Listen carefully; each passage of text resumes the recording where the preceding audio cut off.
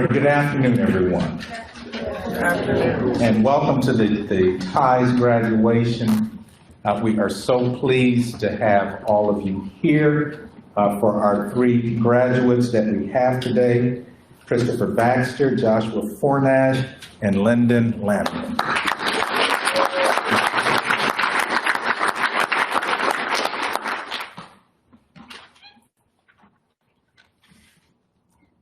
As I've indicated, I think on many times, getting through the program is not easy, just because of our expectation of all of the participants. But it is something that can be accomplished. And what these three gentlemen have accomplished is fairly significant. And we'll talk a little bit more about them and the accomplishments that they have achieved. During the TIES hearings, for the most part, the folks that they get to see are myself. They get to see Ms. Marquita and Ms. Lynette, but they don't get to see all of the other individuals, groups, organizations that pour into the TIES program, that provide the resources and the support to help all of the participants. And so at this time, I'd like to recognize all of those groups and organizations. First of all, our coordinator, Ms. Marquita Clay.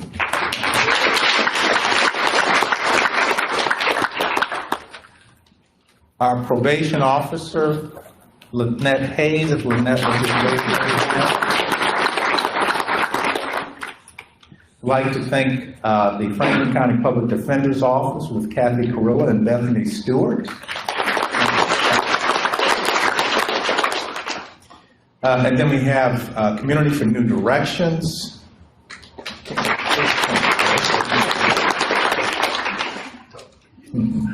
Franklin County Community-Based Correctional Facility. Columbus Public Health. Mary Haven. Top Drug.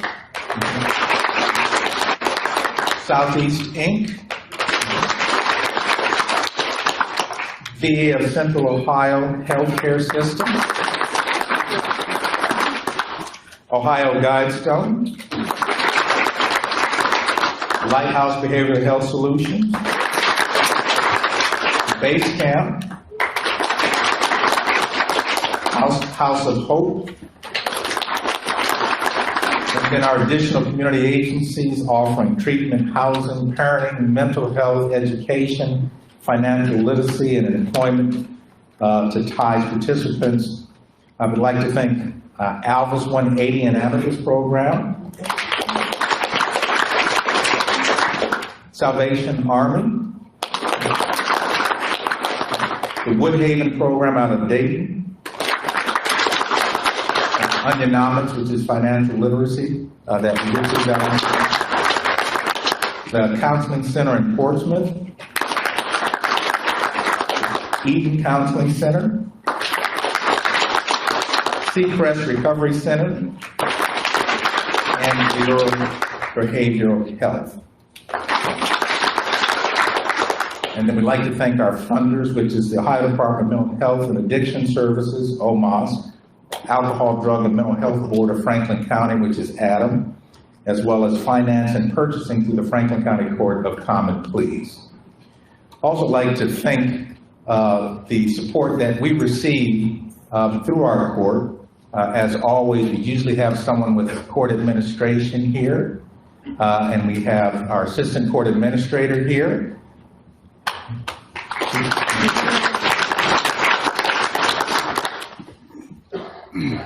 I'd like to thank as well the support that we receive from our other specialty dockets. So I'd like to thank Judge Munson. Judge Munson works with the mental health docket RISE, and she's doing a tremendous job with the RISE program.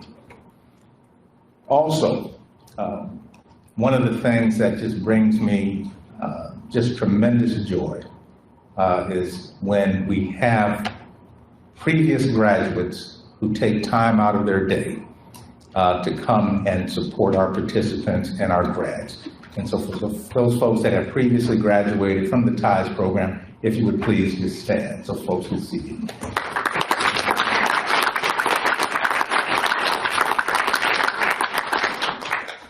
One of the pleasures is when the previous graduates send information to Ms. Marquita or Ms. Lynette, just letting them know how well they're doing. It may be photographs of family, it may be photographs of them going on vacation, but just knowing that after successfully completing the program, that they've continued successfully on their journey is something that is just absolutely, absolutely wonderful to see. And so I don't take it lightly, your presence here today. So thank you very, very much. Okay. At this time, we're going to move to the Pledge of Allegiance. I'm going to ask everyone if you would please stand.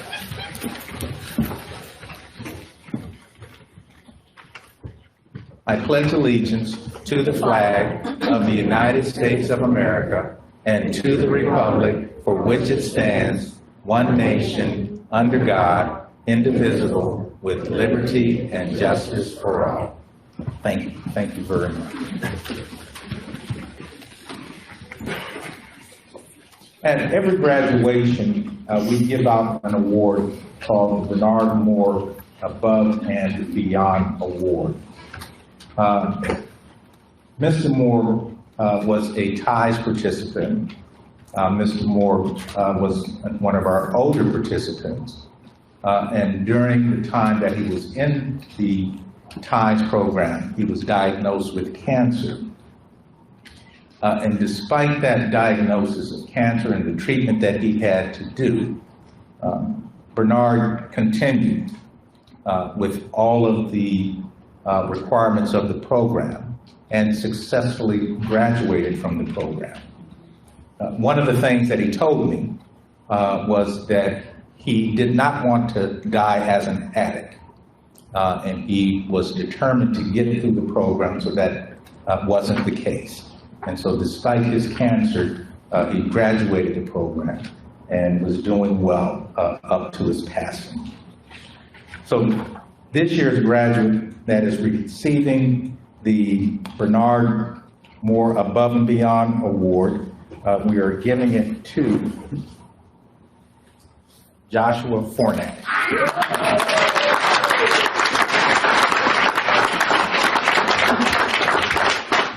Not yet.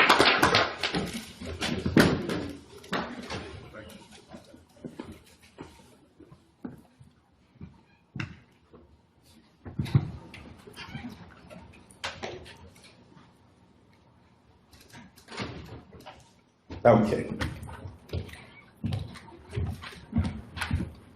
Our guest speaker for today is Harry Cox.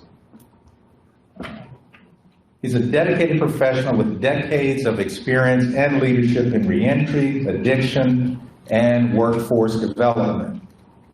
He is currently a workforce development specialist with the company Return Citizens with Hope, which is the ARCH program, which is a leading workforce development program here at Cafe Overlook.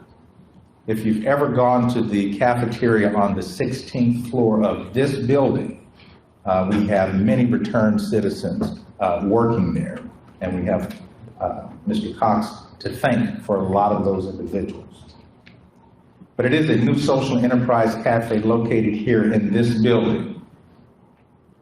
So he profoundly understands the challenges faced by individuals seeking to reintegrate in society, drawing from his own personal experience with the justice system. With extensive experience and unwavering dedication and profound empathy, Harry Cox has spent decades positively impacting the lives of restored citizens and individuals facing challenges. Prior to his position at ARCH, he held key roles in the field, including program manager for group response supervision at GRASP at Alvis. He also served as the manager for Pathway for Men, collaborating with the Office of Ohio Justice Policy and Programs to develop impactful initiatives. He was instrumental in establishing the HOPES program, which provides culinary certifications to incarcerated individuals at ODRC, opening up new opportunities for them upon release. He's been recognized for his exceptional contributions.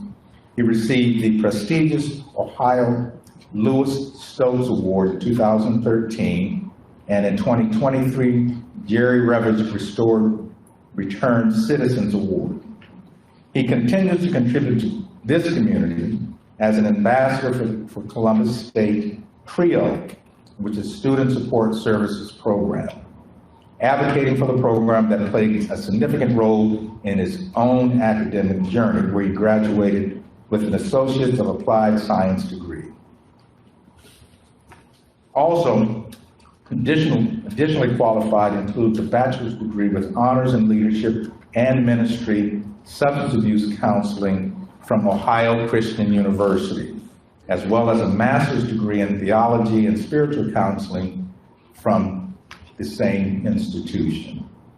He further enhances his expertise with a master's degree in addiction counseling from Grand Canyon University and is a licensed independent chemical dependency counselor. So at this time, I'd like to bring up to the podium Harry Cox.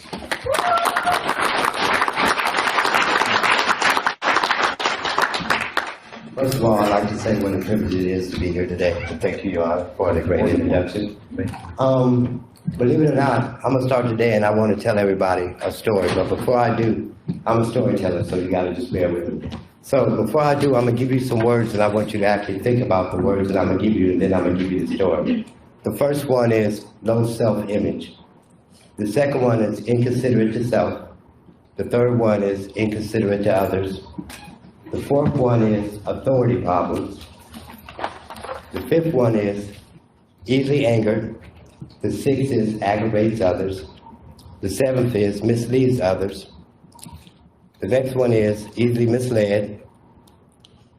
Alcohol and drug problem, stealing, lying, and fronting. So this is the way the story goes. This mic, I really don't need it. But the way the story goes is like this. I have a friend, and his name is Jamie. Me and Jamie, we grew up together, and everything that we did it in consecutive. So, so everything we did consecutively. Thank you, God.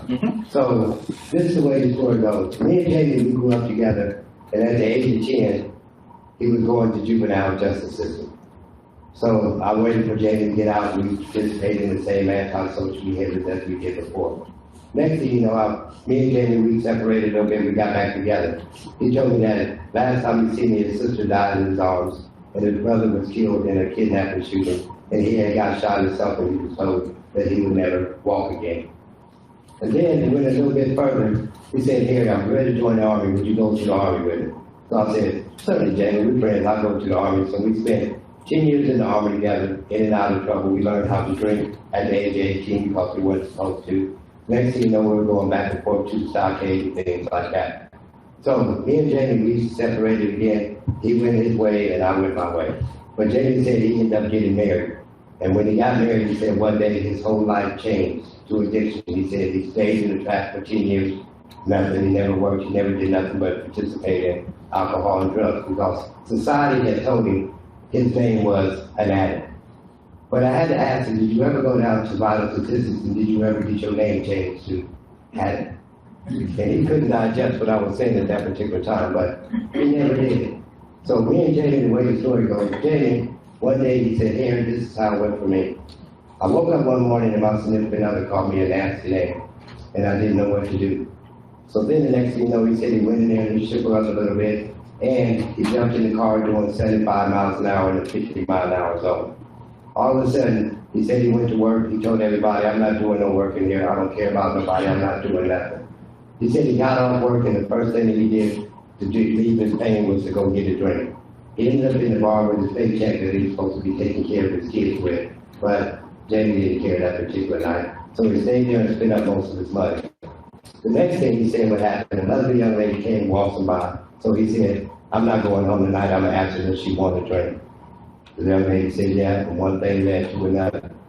Next thing you know, the lady said, I'm too drunk to drive, but Jamie being the man he is, Shirley is not there. He said, I'll take you home. Next thing you know, they're driving down the street, but the lady for some reason wasn't too drunk. He said, they went by a drive-thru and she said, can we stop by and get some more beer and stuff like that. So he said he pulled into the drive-thru, and when they pulled out, she opened up a can for him and a can for her. Next thing you know, one thing led to another, down the street, and driving going down the road. All of a sudden, he said, they got to that place. She said, I'll invite you in. But Jamie being the man he is, he said, I'll go in. When he got in there, she had a bowl of weed sitting on the table. He went in there, next thing you know, in there smoking. She said, well, do you have any money left in? He said, yeah, I got some money left. So he said, there's a lady down the way that sells cocaine. Can you actually come in and buy me some cocaine? He went and gave in his pocket again, gave her $40. The next thing you know, he's drinking, smoking, and doing everything that they're not supposed to be doing. And I hope you listen to the billionaires that's going on. I'm going to ask you in a minute. Next thing you know, he ended up in the bathroom with the young lady, but he forgot that he was married. He forgot everything that was going on in his life.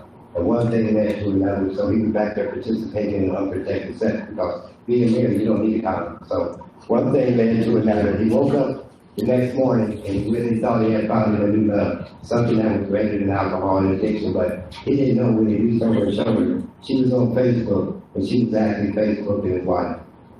So Jamie took her up a little bit. He ran out of the store, ran out of the house, and he got to his house and he started throwing the stuff out of his house. His wife was there, 90 more in the war, just throwing stuff out. So he ran for the porch and he shook her up again, but this time she broke away and she called the police.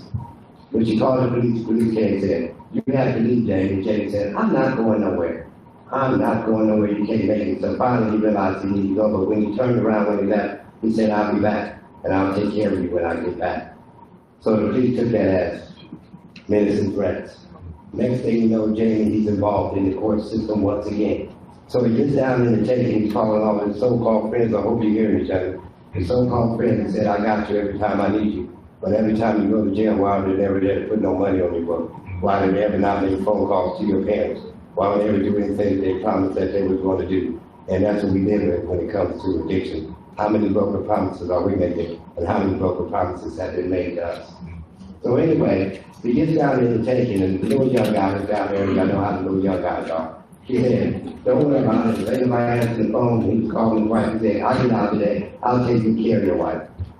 Jamie took that to be personal, so he snatched the phone out of the wall, and he hit the guy in the head, and got spit down to white meat. The guard happened to be walking by, that's how his luck was, and that's how our luck runs when we talk about addiction. It's a never-ending story, it's a never-ending cycle. So they ended up moving from the misdemeanor tank to the felony tank. So I was like, Dad, Jamie, what happened after that? He said, well, I got out and I was afforded the same way you guys were, the opportunity to go to a program.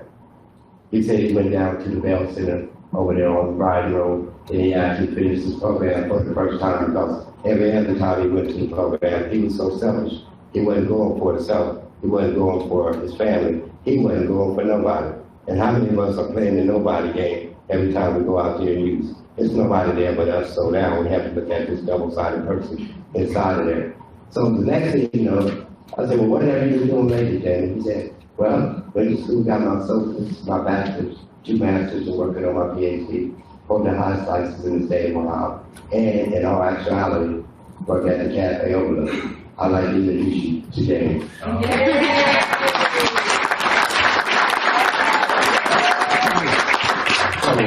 With that being said, I've given you the numbers, the names of the things I wanted you to think about today. How many social behavior problems did you hear in the course of one day of Jamie's story? So when we talk about assisting people with addiction, nobody ever talks about the social behavior problems that go with it. We never think about the low self-image because if you really look at it in a person who actually uses substances, I hate to use the word addict or anything like that because it's so derogatory and so marginalizing. But everything I've discussed in the paper and in that story, that's what we go through every day. From the time we get up to the time we go to bed. And I'm glad that these individuals in this room have a support system because I didn't have one. And at the end of the day, how much grief do we have going through the course of our day? It's not even only the word trauma, but we're going to talk about reoccurring experiences. How about the nightmare to finding your friends getting in the room next to you and other people putting it in the hallway? And people don't understand the true struggle when we talk about people who are suffering from something that we can't control. But I have found out that we can control anything that we want to in our time today. And believe it or not, I have 25 years from no substance abuse, 12 years of no alcohol, no drug use at all. And then living a pro-social lifestyle, 2 houses for children, 4 cars, and everything else that goes with it. But they didn't tell you that the prerequisite is for being able to recover from any type of mind-altering chemical or just recovering from yourself. And I have to share this with you because wherever I go, I tell everybody I don't work for no man, never have since Pickaway County. I woke up one day and I wanted to go to church for all the wrong reasons. And when I went to church, they had the pastor, he was 86. They had the general identity choir singing that day. And it was a very everybody in the gallery like that was making moves. I came outside of the, whatever they want to call it that day. And when I came out, the whole yard was white. Everything that I seen, every inmate on the yard had on white, and I've been chasing it ever since. Because I found it as a sense of peace.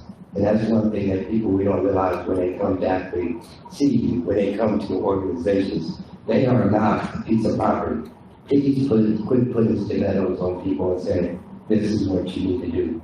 We have to give them an opportunity to make the decisions of what they want to do for themselves. And we always go to this thing that I really don't like to talk about it, but they say, give me 3 goals. They have the same 3 goals their whole life. But what about that 4th goal? Because that 4th goal is always going to be interchangeable with the other 3. We have to get away from cookie cutter methods. We have to start creating case plans that are designated for the integrity of these men sitting right here. That's the way it has to go because we talk about a continuum of care. How can I have a continuum of care if I'm on Broad Street and you're on Allen Creek? How can we do something over the phone that can be done? You know what I'm saying? So we have to always maintain the dignity and respect of these individuals as they're going through the courts, as they're going through the probation officer. It's not just a quick fix method because this is something that we do for the rest of our life. And they have this great word that they call recovery. And I have never seen this taken so far out of context. The people who wrote the big book, on page 12, if you ever take the time to read it, it says these people the book was written by people who have recovered. So why do we have to be in recovery for the rest of our life? Why can't we go that extra mile to be recovered? So getting back to my thinking area paper, and I hope I'm not boring on it, but it really means a lot to me because coming from addiction and losing everything that you had, not raising your kids, going through child support, going through every emotion in life, but you're going by yourself. And I don't want these guys, and I'm being totally honest about this, and I'm wholehearted. Please do not let these guys go just because you give them a certificate, just because you give them a piece of paper. This is going to be a lifelong journey. And then they go back, well, I'll help you, I'll call you. But what happens after 5 o'clock when people lose their professionalism, when they're living their whole life? If we're going to be in this profession, we have to be in this profession 24/7 a day. That's the goal. That's just, I'm so adamant about what I do. My phone is always open. People call me, they're sitting in the spot. I will get in my car, go over there, and drag them out, and take them where they need to be. It's just as simple as that. If you don't have no money, I will give you the money to make sure that you have a roof over your head. I'm just so adamant about what I do. So the only way that we can get rid of these stationaries, and it doesn't come from a textbook or anything like that, it comes from 1 Corinthians 13. It says, by speaking in tongues of men and angels, but do not have love, I am only resounding gong or a clanging cymbal. And I want you to think about it when people come to the treatment center, how many of them are talking loud and saying nothing because they have lost themselves and they don't even know how to love anybody. And then it goes a step further. If I have the gift of prophecies and can fathom all mysteries and all knowledge, and I have a faith that can move mountains, but do not have love, I have nothing. And when we come to those doors, we have nothing. We want to love everybody, but then it goes back to Maslow's hierarchy needs. Love, safety, security, and belonging for each individual to reach self-actualization. How many of us actually know how to love a client the way they should be loved? Because there's so many prerequisites inside of the ethical situations. How many people do you know that some of our clients haven't had a hug in 5 to 10 years, and they're just waiting for you to come across the table, but you say, no, I can't. Yes, you can. You can do anything that you want to do in order to service the individual the way that they want to be serviced. The next one, if I give up all my possessions to the poor and give over my body to hardships that they may boast, but do not have love, I gain nothing. But we're looking at 3 men today who have learned how to love themselves and are gaining everything back. But who's going to be willing to support them to help sure that they maintain it and that it's meaningful for them? So it says, love is patient. This is for you, gentlemen. Always be patient with yourself. You don't have to extend yourself or go overboard in anything that you do. Always be kind to yourself. It does not envy. It does not boast. It is not proud. And the hardest thing for me to have to learn was to put my pride in my pocket and sit on it every day from the time I get up to the time I go to bed. So you gentlemen are going to have to do the same thing. The next one, it is not self-seeking. How many of us are self-seeking from the time we get up to the time we go to bed? Because if you look at all those thinking areas I read, they are all self-seeking because it's all self-centered. It's all blaming others. It's all minimizing slavery. And it's all assuming the worst in the course of my day that I'm not going to get where I need to go. It keeps no record of wrong.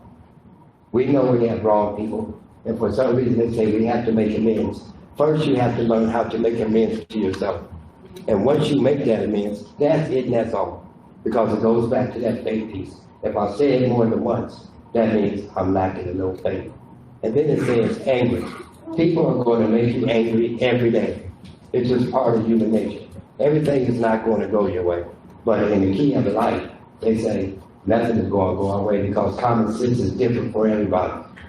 So why should I get angry if I don't even know what a person is thinking, if I don't know what a person is feeling? Something we have to put back into context that has been taken out of context. And the greatest thing I can say today before I finish, they had this great man, and his name was Merriam-Webster, and he wrote the dictionary without a co-author. So every word that he wrote was for him. But how many of us are letting these guys say the words that they want to use without taking them and putting them back in Merriam-Webster's spot? That's the key because everybody has something to say, but are we willing to listen? Moving forward, love does not delight in evil, but rejoices with the truth.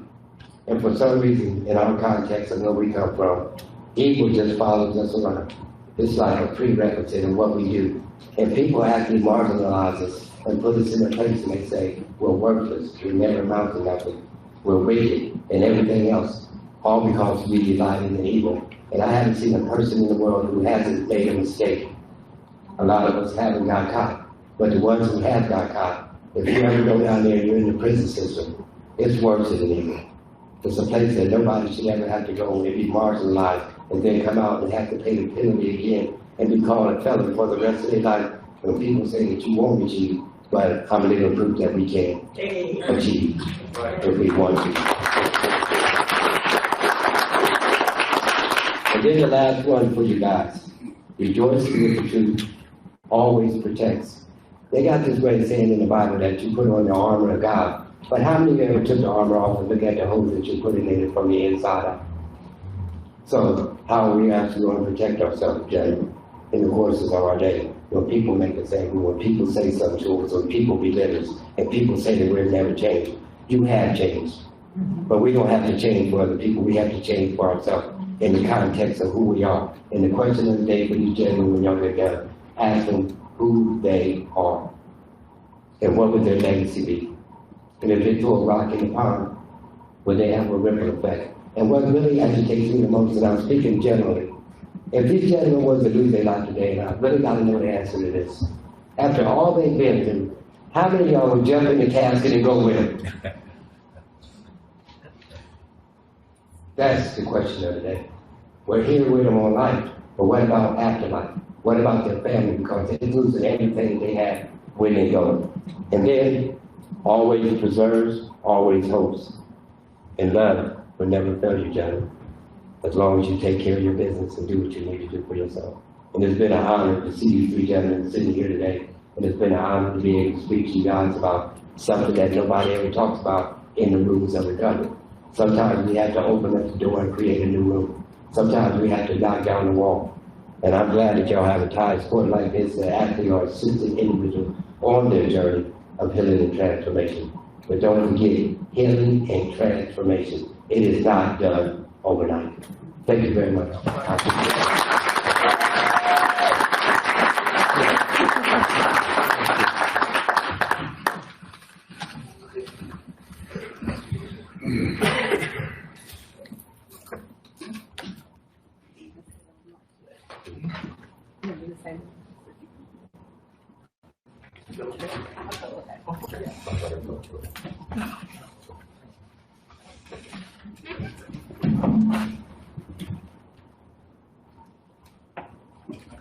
Hi everyone, I'm Marquita Clay and I'm the coordinator for the Thai Support Program.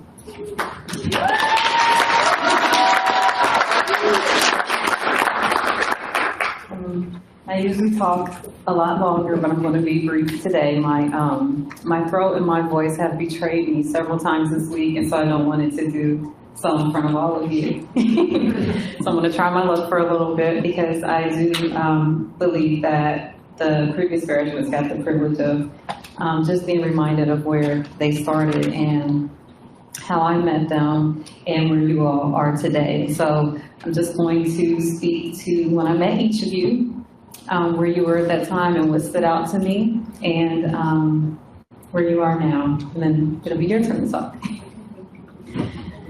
So I will start with Mr. Baxter. Mr. Baxter, I met you at the jail on February 1st, 2022. And at that time, you had recently lost a friend to home invasion. And that was something that really stuck out because it seemed to be something that stayed with you, that you didn't want to continue to see in your life and in your friends and your family and your circle.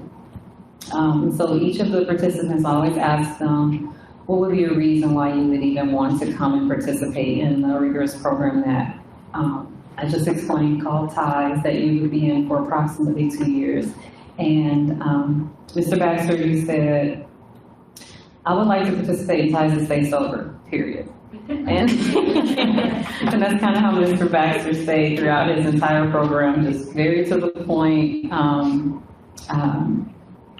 very formal, but very persistent in making sure that he was meeting his goals. He went to rigorous multiple groups weekly, a lot longer than a lot of our participants do in the program that he was in. And each time we saw him, he looked better and he got better.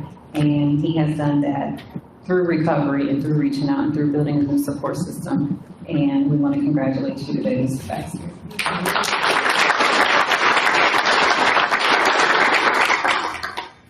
And Mr. Fornash, I met you about 6 months after that. I realized it was at the jail on July 27, 2022.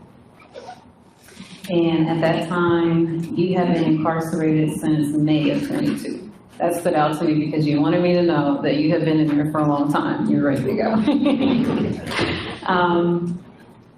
And one thing that you said to me when I asked why you would like to participate in the TIES program, your response was, I would like to participate in TIES to get my life back on track because obviously I cannot do it on my own. And the insight that you had in that moment that you were going to need help to successfully meet your goals and do what you wanted to do without drugs and alcohol was what allowed you to persevere through CDCF and then going on to CND directly after that, which a lot of people don't enjoy doing, going from one residential program to the next. But you did it, and when you went through CND, you just completely blossomed. And we got an opportunity to see who Mr. Fornash is when he's meeting the goals that he wants with the support system that he needs. So today we want to congratulate you as well.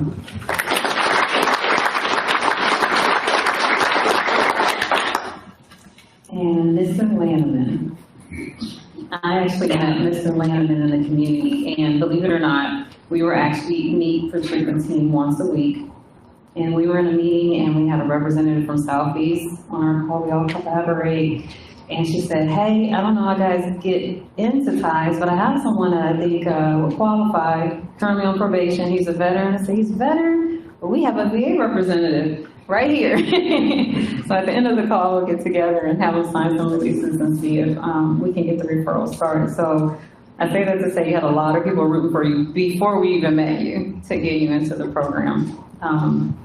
But when I talked to you, it was on July 22nd, 2022.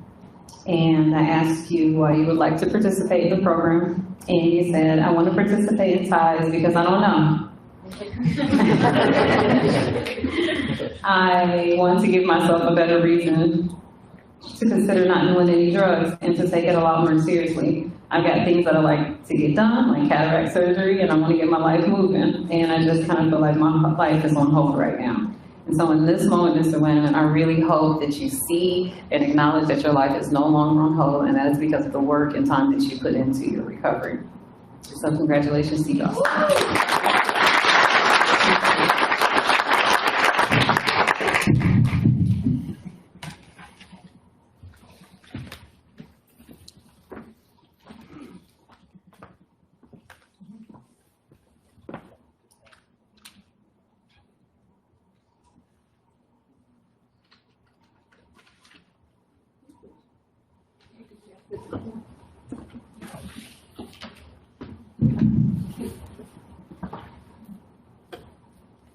All right, before we acknowledge our graduates again, usually at this part of the program, we provide opportunities for any friends, family, or support persons that wish to just give a word of encouragement to any of the graduates.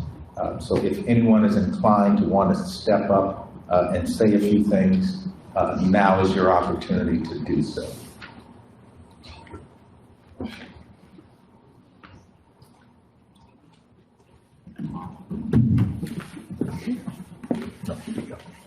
No, you don't need to come up. I just want to thank God for my sons. Who's your son? Everybody come up. Chris Baxter. He's hard, and a hard. He lost his wife and kids right before bringing it back. And God's bringing it all back. Because he made a change. He decided that he was going to do it. He put his foot down and said, I've got to do this. And look at him, he's still alive. And I'm so proud of you. So he's the baby of the family. And babies, I show them all about what to do. You know.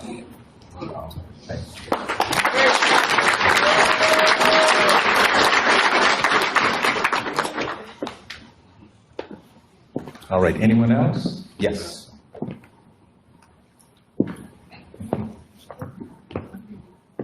Good afternoon, I've watched all of you go through the program. Very, very proud of you, especially on big little jobs. Man, I miss you, man. We went through a lot of ups and downs together, helped each other out along the way, especially when I talked to you and it started to cheer me. That was more about talking in front of all those people. And you can do it. You got up there with the natural. And I've seen the changes too from the beginning to now, which we became real close. And just very, very proud of you.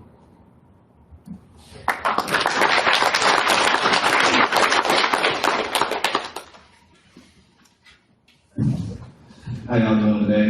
All right. All right. I came in really quick just to show my support and shed some light on you guys' situation. Like, I just want y'all to know that I'm living proof that as long as you continue to put your best foot forward, no matter what comes up, no matter what transpires, you just continue to prevail and just continue to be who you are naturally, and you will be successful. You know what I mean? Just put 100%. And it's not going to always be good. Seasons change, plans die. As long as you keep pouring into yourself, you keep pouring into your life, it's going to be the most best outcome that comes from what you're pouring in. You know what I mean? And I'm grateful that there's something like this still around. I'm grateful that I'm here, standing here in this building, employed, able to take care of my family the way I am because of this program, directing me on the path to become who I am now. And, I'm very grateful to be a part of this, and I'm still a part of the family. I had to make sure I came and showed my support, and I'm glad all you guys have come out to show your support, because that's what these individuals need to keep pushing, just to know that there's someone standing behind them. And I appreciate you all's time.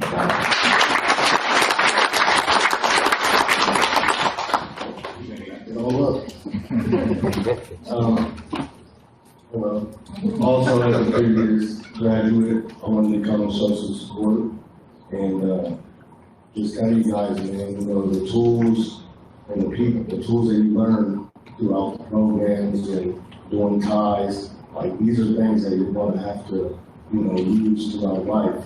And the people, that's, you know, people, places, and things play a big role in, you know, our use. And it also plays a big role in our strive. You know, and as long as you keep good people around, you know, and you hang with the winners, what you've been doing, like he said, one foot in front of another, you're going to continue to win. You know what I mean? Like, it's life or death. I'm sure you're at a point where you know that. And, you know, for me, just being around people that helped me out from when I had nothing, being at the bottom, just sticking to that and sticking to the routine that I created for myself, you know what I mean? And like the gentleman that spoke said about the goals, you know, those don't stop. You know, keep setting those goals, man. Keep knocking off the checks on the list. And congratulations to each and every one of you. And I'll get with you after.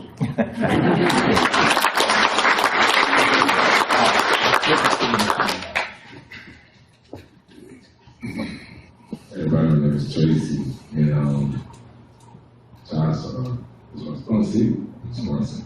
And man, you know, it gets emotional to see somebody grow. And it's funny too. We all got something to say, you know. And Now, he didn't crack jokes with make you think you really say something, but okay. So man, when I first met him, you know, oh man, he was like quiet, you know, and with Robert, you know, Robert was my sponsor too, so we used to go to these all the time. Josh wanted to go to the meeting with us. I was like, sure, you know, we got advice that you say anything, just over us, and good. And after a while, you know,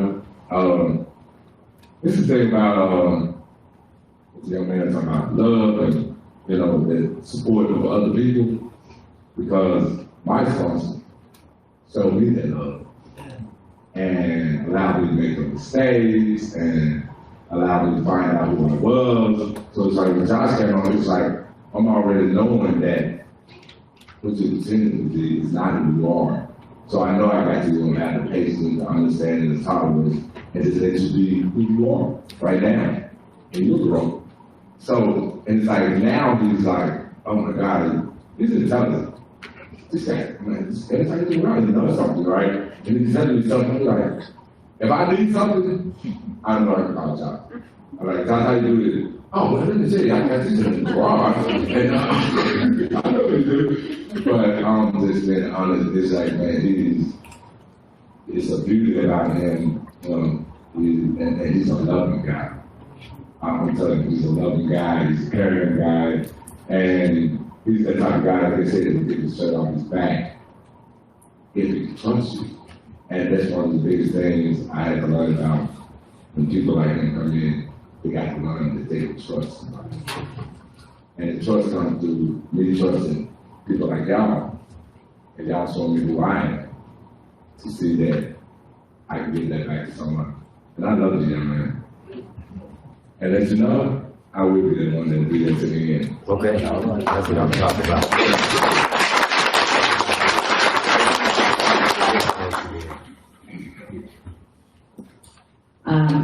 I'm Josh's mom, and I was just trying to cry like a great bug, so proud of you. The strength that to go through everything that you've been through. I really admire you. And I love you. I'm gonna be there for you. So, this is just amazing, everything being done, and it's all you. And you're the strongest person that I've ever met in my life. And I love you very much.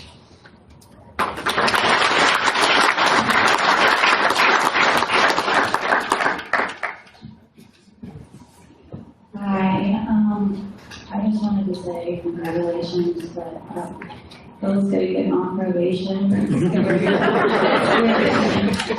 So you are your own accountability. And if you're ever tempted for anything, make sure you pick up the phone. Talking to someone is better than holding it in with pride. Like, it doesn't stop. Like, this is where the world has, this is the rest of your life. It just doesn't stop because you're on probation. But I'm proud of you guys. Like, you guys tied this hard. I'd like the graduates to know, like, it's a lot of work. It is, but it's worth it. And yeah, just keep on going. Thank you.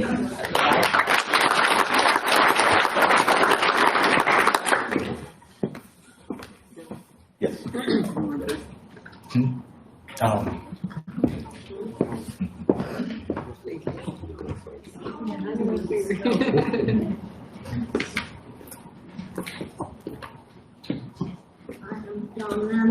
I am Don Adam's oldest sister. He's the baby of the family.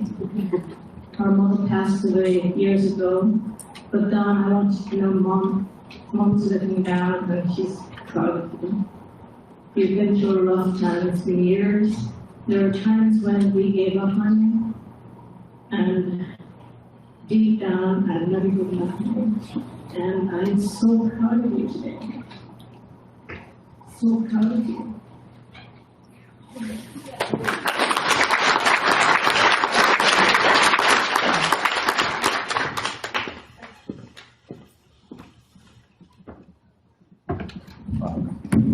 Thank you, everyone, for your support. I mean, as was mentioned, excuse me, this is not the end. Yes, you're graduating from the TIES program, but as Mr. DeLine indicated, well, as all the previous graduates indicated, the journey continues. And so hopefully we provided you with the tools that you need to continue to be successful in recovery and in life. We are still here. Okay, you know where to find us. And just as I do with all graduates, you are always welcome to stop by on a Thursday. We're doing Tuesdays right now, but you're more than welcome to stop by. And yes, if you stop by, I'm probably going to have you say something to the participants. But you are always welcome, and we are always here for you. If you have issues or concerns, please reach out, because we want you to be successful. We want you to continue moving in the direction that you're moving right now. So now, our first graduate is Christopher Baxter.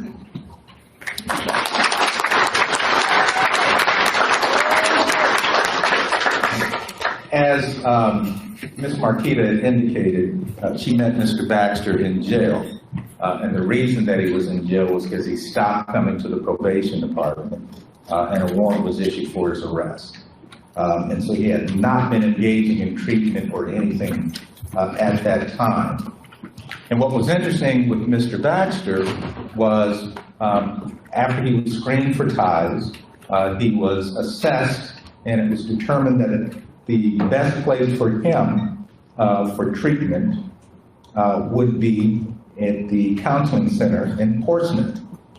And he has participated in TIES while being in the counseling center, or being in Portsmouth.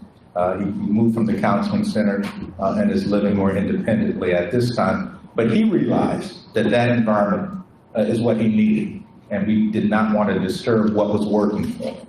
And so during this entire time that he's been in the program, and we made accommodations because we didn't want him coming up every week, for him to be able to participate in the program, and he did just an outstanding job. with the counseling center in Portsmouth, and I believe no sanctions even with us. So outstanding. So our first graduate, Christopher Baxter, here's your termination of community control. And I'm going to hold on to these because I know you got a few words to say, and I'll give you a few words. Yeah.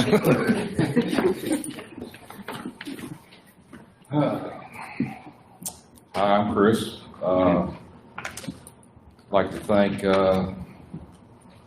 Judge McIntosh, Ned, Miss Marquita, the counseling center, my mom, my wife, kids. Glad for the opportunity I had to go through the program. It changed my life, for sure. I was headed down a really bad road. I set my mind the last time I was in jail that this was it. I can't do it no more. Too old for this. And I've stuck with it. Just gave it 100% and kept pushing. I appreciate all y'all. And thank you for giving me this opportunity.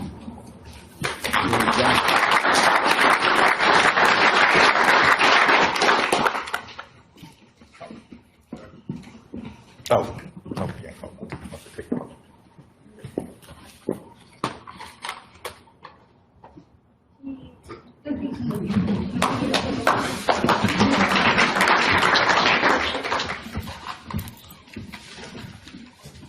Now, our next graduate is Mr. Fornash. Mr. Fornash?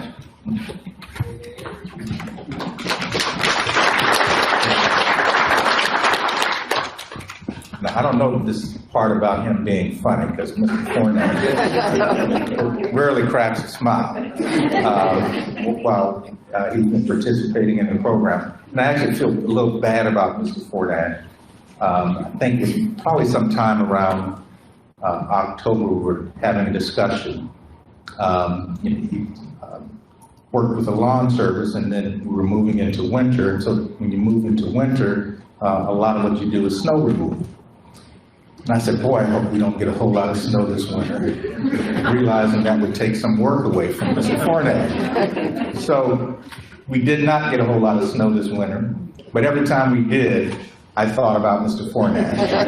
We had opportunities to talk, and I said, yeah, I was there pushing snow. So I felt good when those opportunities presented itself. But Mr. Fornash was on my docket when he was placed on supervision and did poorly. And at some point in time, we realized what we were doing was not working. And so a recommendation was made through the probation department to place him on the ties docket. And what clicked with Mr. Fornash, I have no idea, because he came in with a focus and pretty much did everything as well as it could be done while he was in the program. Very much focused.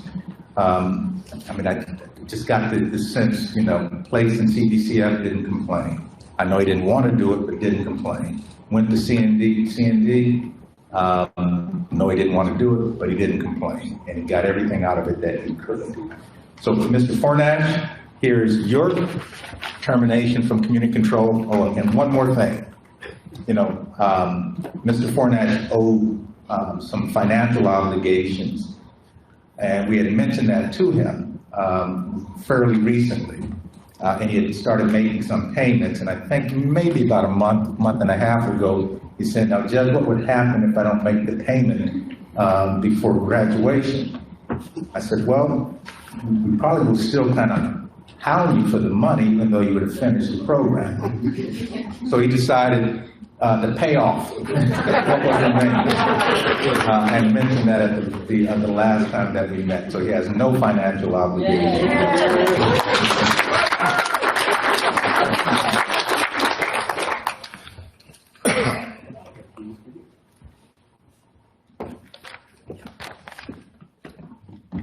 Hello. Not one for public speaking. My name is Josh. I got, let's see, a year and 10 months.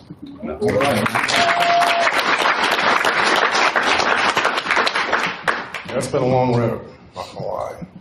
Like going from CBCF to C&D, once in CBCF, and then I got my GED. Went to C&D, I had a commitment to a level 3 recovery house. While I was there, I had surgery on both my legs. Started working in May. Let's see, I bought a truck. So on the weekends, I went and worked on my truck. I got out there in July. I got my license back, got a valid license. I got out there in July, sorry. And then, moved into my friend's basement, actually. I got out of there, because that recovery house was driving me crazy, so. Life's good today, Recovery's looking good, a lot better than that other picture. I don't know, I'm super, thankful that I had a chance to be a part of this program. I'd like to thank everybody. So that's all I got.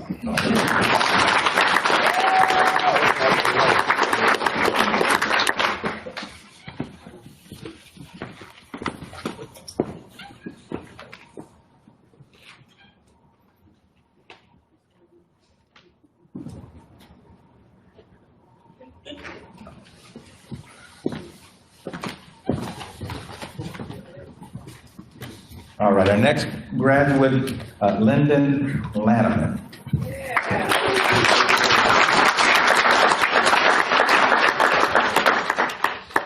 So Mr. Lanneman also was someone, while on supervision, was just doing poorly, just not being able to do the things that the probation department wanted him to do. And so we referred to the TIES program, got on to the TIES docket. And again, someone that it seems like the moment we started working with him had a focus. He had a few slip-ups at the beginning, but when he got his focus, nothing, absolutely nothing, stopped him from doing the things that he needed to do, and maintained just a very positive attitude throughout. He was living in a situation that I don't know how anyone could have. And didn't let that be an excuse for not being able to come and do the things that he needed to do. I think he's in a much, much better situation at this time. So Mr. Lanneman has done an outstanding job. I think one of the things that we'd like to be able to do is recognize him for his service. So Bobby, if you please come on up.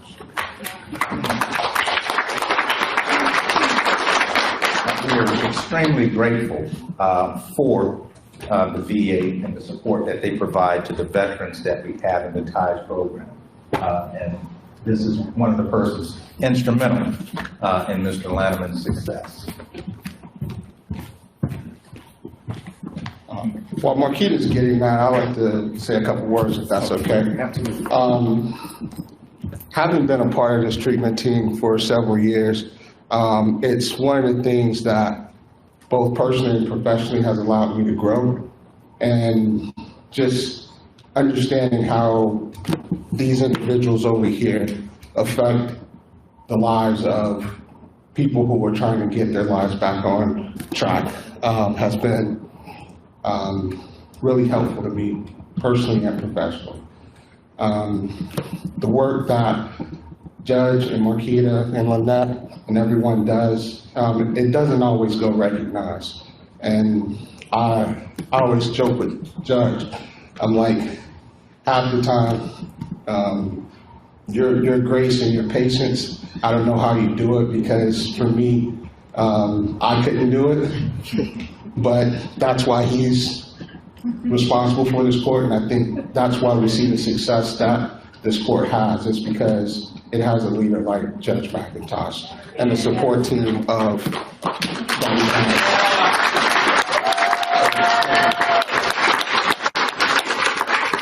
Don. It's been a journey, man. And for that, I'm not sure, as Judge recognized, Don is a former service member and receives his care at the VA. He allowed me to come in along with the treatment team and help be a part of his recovery in this process. And for that, I thank you. Today, I'd like to present this certificate to you from the department, congratulating you on your successful completion of the program. And we also have a coin for you as well. Congratulations.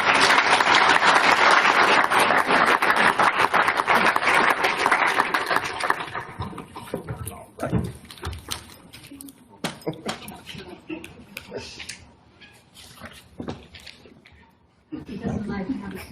I'm doing it anyway. For the family. Because they'll all want to see it. All right. So, Mr. Lattiman, here's your termination from community control. And when you get started, why don't you tell everybody where you're from? Hi, go by Don. I was originally born in Jamaica. Came to the States probably when I was around 10. Went in the military. Just got out on a medical and they took my spleen out. But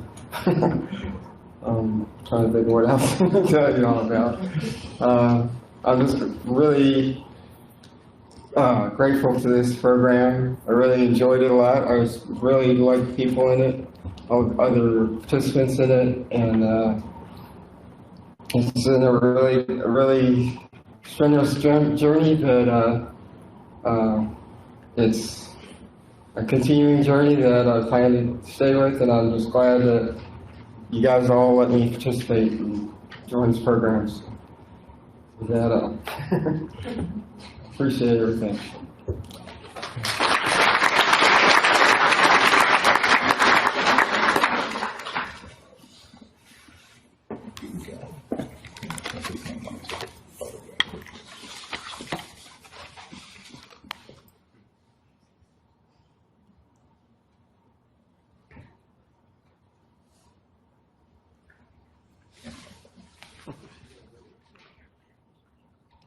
It's okay, take your time. I have a shower to tell us. Smile, Dawn.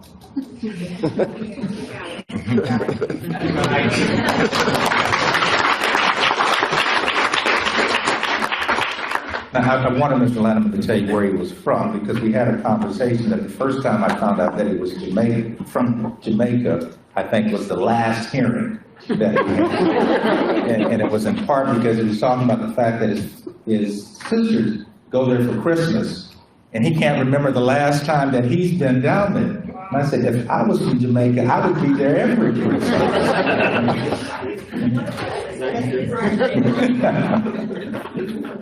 So please, everyone, let's congratulate our graduates.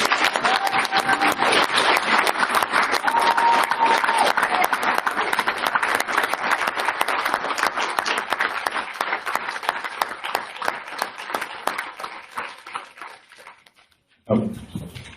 So, to all of you again, please feel good about the fact that you graduated. Feel good about the fact that you are celebrated, but please continue doing the things that you have been doing that has got you here. Because what's the word that I always use? Yeah. Don't get complacent. And it's extremely important that you don't. All right, before we conclude the program, we do have some participants that will be phasing up today. So when I call your names, you come up to the stage. Moving out of phase 1 into phase 2 is Eugene Baird.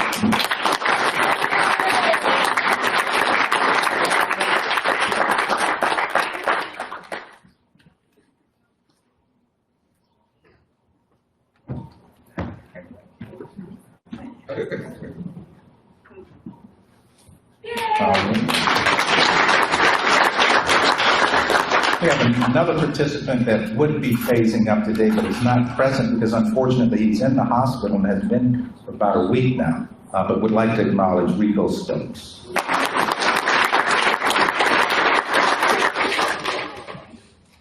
And then phasing up from phase 3 to phase 4, Meredith Stanton.